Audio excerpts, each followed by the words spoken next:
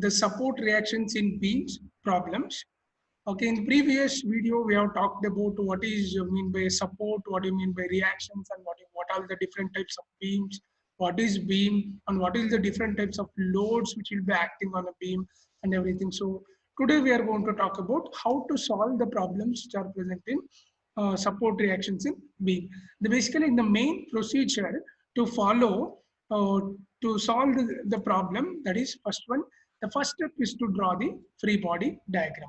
What is free body diagram? Free body diagram is basically of indication of all the forces which are acting on a body, along with what all the reactions will develop in a particular system that composed of the free body diagram that we already discussed. So the first step is to draw the free body diagram of the system. Second one, convert all the types of load into point load. If different types of loads which are acting in the beams, then convert all the different types of loads into point load. That is the major second important step.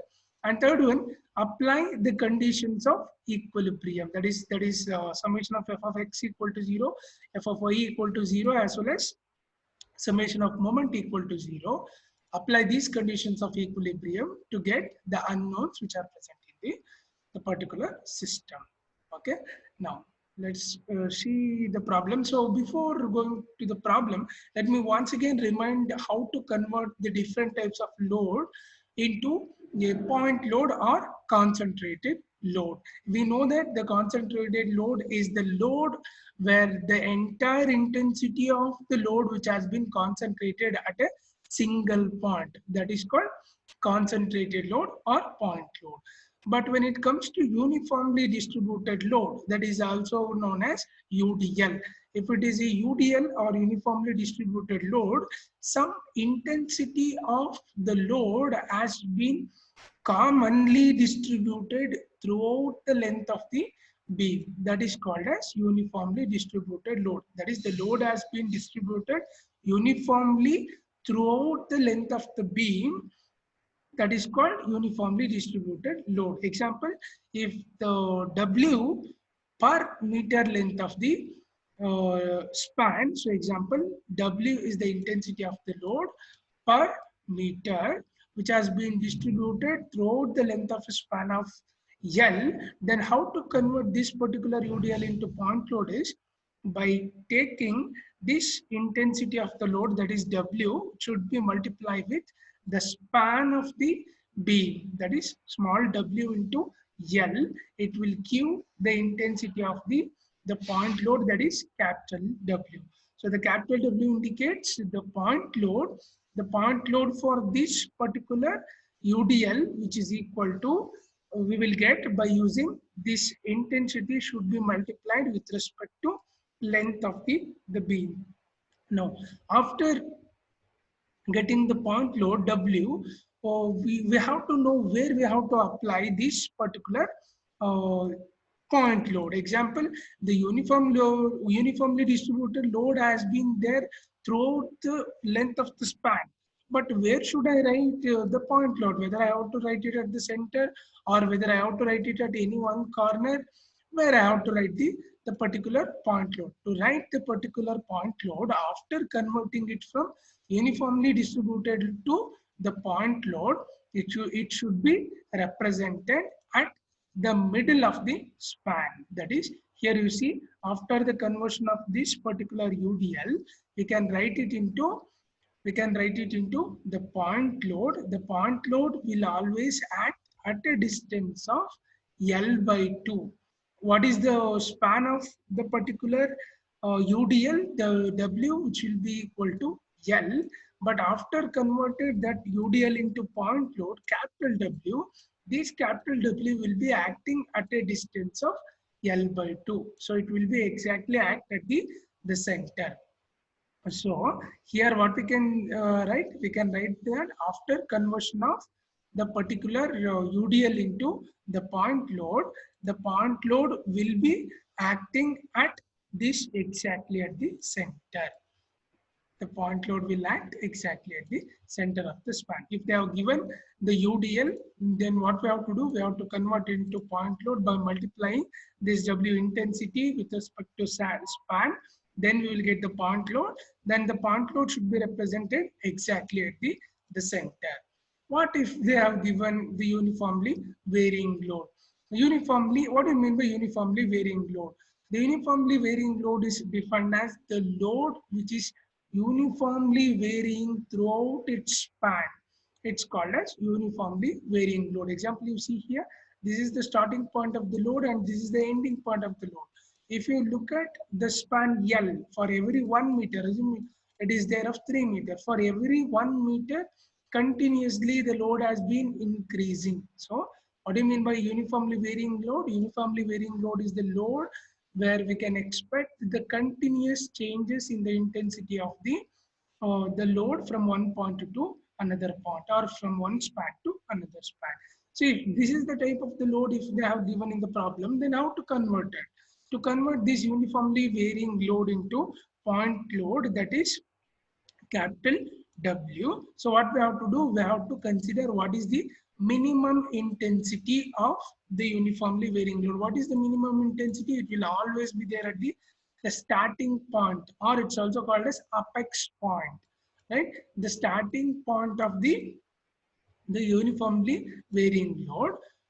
And what is this? That is W2. What is W2? W2 is the maximum intensity of the uniformly varying load, and this is called as the base point, right? So base is represents the W2 unit per length, which means that the maximum load intensity will be present at the base and the minimum intensity will present at the apex. So to convert the uniformly varying load into point to load W, so we have to deduct the maximum load intensity minus minimum load intensity, that is W2 minus W1. That should be multiplied with the span of the beam, that is L, divided by 2. W2 minus W1 into L by 2, because there are two different intensities, W1 and W2. So then we can easily get what is the point load.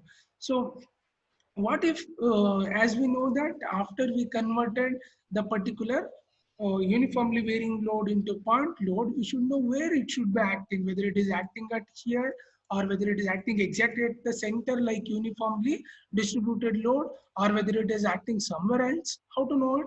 To know that this particular uniformly varying load, if you convert it into point load, exactly it will be act at a distance of L by 3 from the base. As I mentioned, base is the point where we can expect the maximum intensity. Here I have shown the line diagram of the particular load. You see here, the entire the base, this is the base where the maximum intensity is present. From the base, it is located at a distance of L by 3. L by 3. From the apex point, what is apex? It is the topmost point, or where the less intensity has been present. So this is the apex point. From the apex, it will be located at a distance of 2L by 3.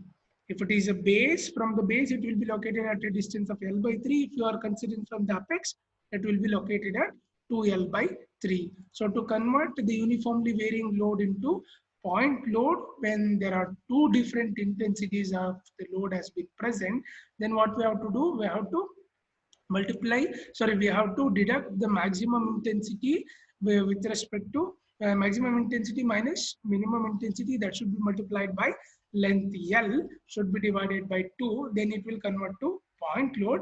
That particular point load should be represented at a distance of L by 3 from the base point. Okay, that is for uniformly varying load with two different intensities. What if they have given the uniformly varying load like this? That is only one intensity has been present, that is here, that is W is present here. They have given the intensity at the apex point, it should be 0. What is the intensity at this base point? It is W. If it is the case, it is then this particular case, the uniformly varying load can be converted to point load by multiplying this intensity of the load W with respect to the span L, WL by 2, that is WL by 2, and it should be acting same as the previous case, that is it should be acting at a distance of L by 3 from the base. Example, you see here the line diagram has been written. From the base it should be acting at a distance of L by 3, and from the apex it will be acting at a distance of 2L by 3. So to convert the uniformly varying load into the point load, if there is only one intensity and the other apex point intensity will be 0, and especially this particular type of load, uniformly varying load, it's also called as triangular load. Triangular load where the apex point having a 0 intensity. Okay, to convert that, as I mentioned, that is W into L by 2, which should be acting at a distance of L by 3 from the base. Okay, this is the